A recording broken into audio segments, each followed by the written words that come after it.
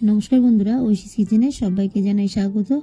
প্রতিদিনের মতো আজ আমি একটা নতুন রেসিপি নিয়ে চলে এসেছি। বাড়িতে রুটি বানাতে ইচ্ছা না করলে খুব সহজেই কম সময়ের মধ্যে সবজি দিয়ে স্বাস্থ্যকর এই রেসিপিটি বানিয়ে আপনারা সকাল কিংবা সন্ধেবেলা টিফিন হিসাবে খেতে পারেন বা অফিসে বাচ্চাদের স্কুলের টিফিনেও দিতে পারেন। এটা খুবই স্বাস্থ্যকর রেসিপি আর খেতেও লাগে দারুণ। তাহলে আমি রেসিপিটি শুরু করি। প্রথমেই দেখুন, এখানে আমি একটা থালায় সব সবজিগুলো কেটে নিয়েছি। এখানে ক্যাপসিকাম আছে, গাজর, পেঁয়াজ কুচি আছে, বিনস কুচি নিয়েছি, কারি পাতা নিয়েছি, কাঁচা লঙ্কা কুচি নিয়েছি, বাঁধাকপি কুচি। কারি পাতাগুলোকে আমি হাত দিয়ে একটু ছিঁড়ে দেব, যেহেতু কচি কারি পাতা তাই আমি হাত দিয়ে একটু ছিঁড়ে দিলাম। আপনারা চাকু কিংবা বটি দিয়ে কেটে নেবেন। ছোট ছোট করে সবগুলোকে কেটে নিলাম। আর ঝালটা আপনারা যেমন খান সেই মতোই দেবেন। একটা মিক্সিং বোলের মধ্যে ক্যাপসিকাম দিয়ে দিলাম, গাজর দিয়ে দিলাম, কাঁচা লঙ্কা কুচি দিলাম, কারি পাতা কুচি দিলাম, দিয়ে দেবো পেঁয়াজ কুচি, দিয়ে দেবো বিনস কুচি। বিনসগুলোকে আমি একদম পাতলা পাতলা করে কেটে নিয়েছি বাঁধাকপি কুচি। বাচ্চারা তো এমনিতেই রুটি খেতে চায় না, এইভাবে সবজি দিয়ে যদি বানিয়ে দেন তাহলে দেখবেন বাচ্চারা নিমেষেই খেয়ে নেবে। আর অনেকটা সবজি দেওয়ার কারণে এটা খুবই স্বাস্থ্যকর, বাচ্চাদের সবজি খাওয়া হবে। দিয়ে দিলাম লবণ, স্বাদ অনুযায়ী লবণ দিয়ে দিলাম। তারপর আমি খুবই সামান্য চিনি দিয়ে দিলাম, হাফ টিস্পুন চিনি দিয়েছি। চিনিটা অপশনাল, আপনারা চাইলে দেবেন, না হলে দেবেন না। দিয়ে খুব ভালো করে মিশিয়ে নেব।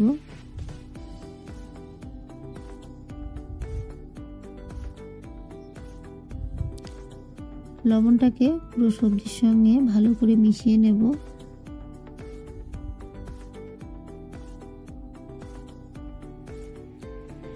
এটা খেতে দারুণ লাগে, বড় থেকে ছোট সবাই পছন্দ করবে।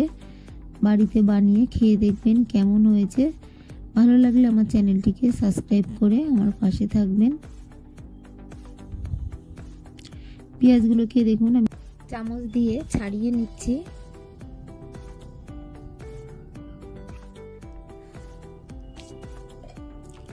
ভালো করে আমি লবণ চিনিটাকে মিশিয়ে নিলাম। এরপর এখানে আমি দিয়ে দেব আটা। আমি দেখুন প্রথমে 1 বাটি আটা দিলাম, তারপর আমি আরও 1 বাটি আটা দেব। মোট এখানে 200 গ্রাম আটা দেব। আপনারা চাইলে ময়দা দিয়েও করতে পারেন বা 1 বাটি আটা 1 বাটি ময়দা দিয়ে মিশিয়ে করতে পারেন। আপনাদের যেটা ভালো লাগে আপনারা সেই মতোই করবেন। তবে শুধু আটা দিয়ে করলেই এটা স্বাস্থ্যকর হয় ভালো, তাই শুধু আটা দিয়েই করছি। দিয়ে দিলাম খুবই সামান্য হলুদ গুঁড়ো, দিয়ে ভালো করে মিশিয়ে নেব।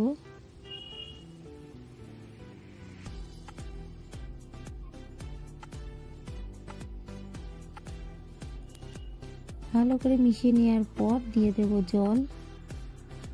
আমরা বাড়িতে যে গোলা রুটি বানাই তেমন ভাবেই এটাকে গুলে নিতে হবে। এটা গোলা রুটি কিন্তু সবজি দিয়ে বানাচ্ছি।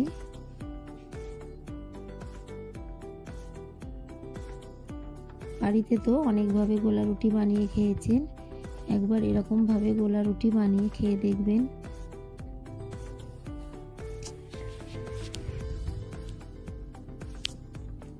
প্রথমেই আমি একবারে বেশি জল দেব না, অল্প অল্প করে যতটা জল লাগবে সেই মতোই দেব।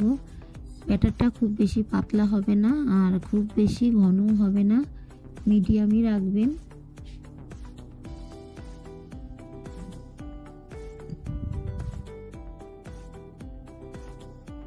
আমি চামচটাকে রেখে দিয়ে হাত দিয়ে খুব ভালো করে মাখিয়ে নেব। হাত দিয়ে মাখালে মাখানোটা খুব ভালো হয়। দেখুন এইভাবে চটকে চটকে হাত দিয়ে মাখিয়ে নিচ্ছি। আর একটু জল লাগবে, জল দিলাম।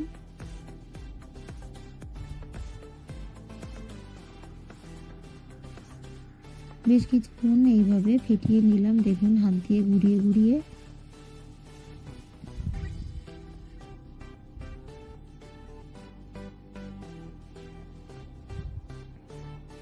আরও একটু জল লাগবে, তাই আরও একটু জল দিলাম।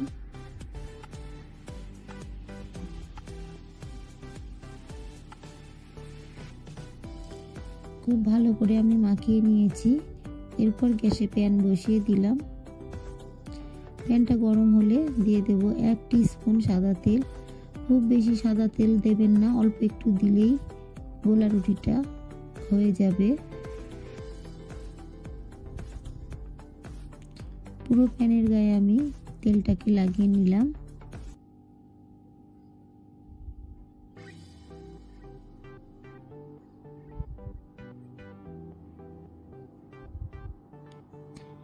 এরপর আমি যে ব্যাটারটা গুলে রেখেছি এটা হাতা দিয়ে খুব ভালো করে একটু নেড়ে নেব। প্রতিবারই দেওয়ার আগে হাতা দিয়ে খুব ভালো করে নেড়ে নেবেন।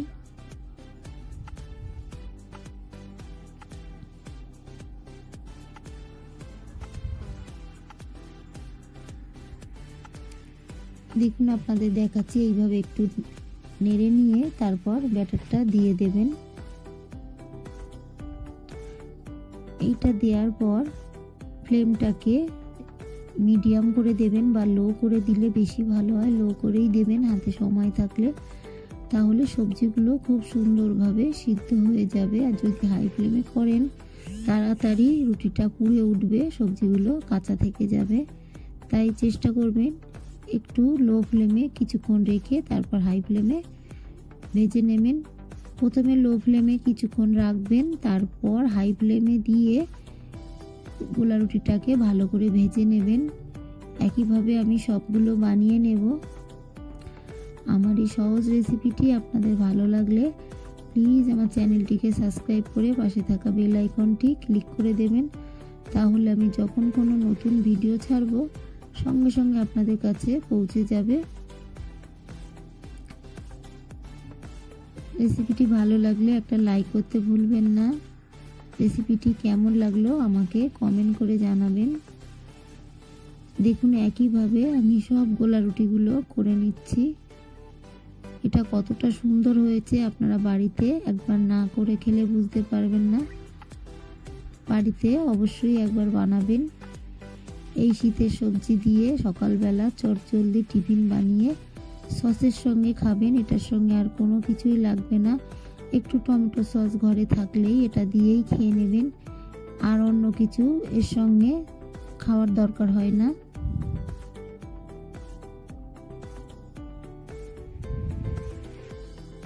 সবগুলোকে দেখুন আমি সুন্দর করে ভেজে নিলাম।